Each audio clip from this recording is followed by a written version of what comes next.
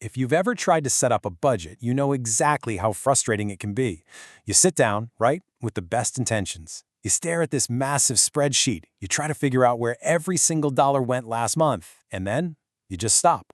So why do we quit budgeting so fast? Because usually it takes just a few weeks before we completely give up. Well, we quit because tracking every single penny is literally exhausting.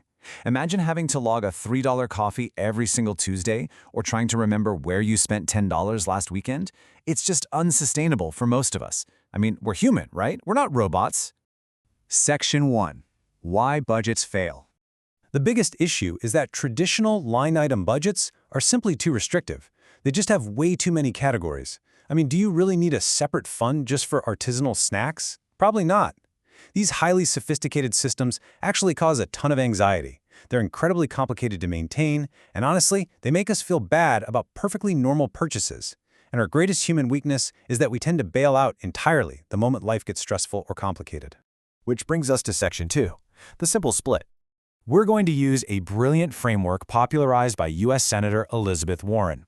It's the 50-30-20 rule, and it only uses 3 buckets. It's beautifully simple.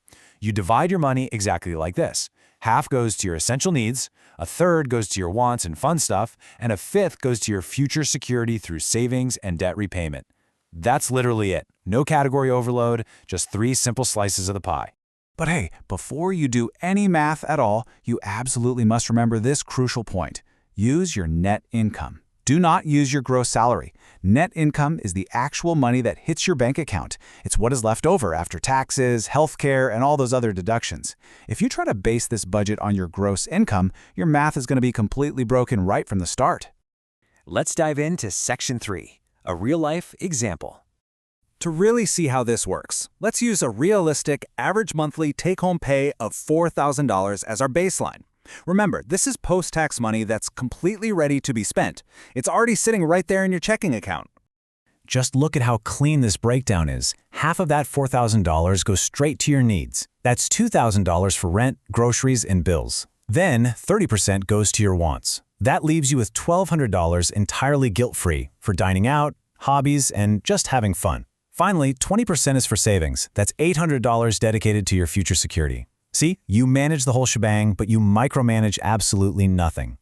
If you're finding this valuable, please subscribe to Wealth Lab and share this video with your friends and family. It really helps us grow. Moving on to Section 4, avoiding common mistakes.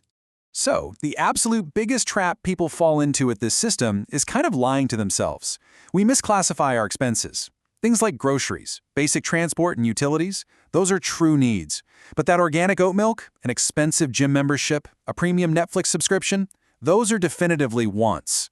You really have to be brutally honest with yourself here to make this work, because a want disguised as a need will completely ruin your budget. But what if your rent is just sky high?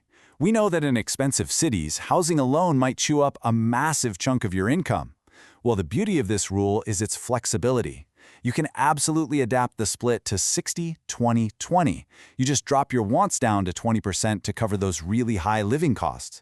But here is the golden rule. Never, ever sacrifice that crucial 20% savings bucket. Protect it at all costs. Now, what about heavy debt? If you have high-interest credit cards, you know you need to crush them. So here is exactly how you handle it.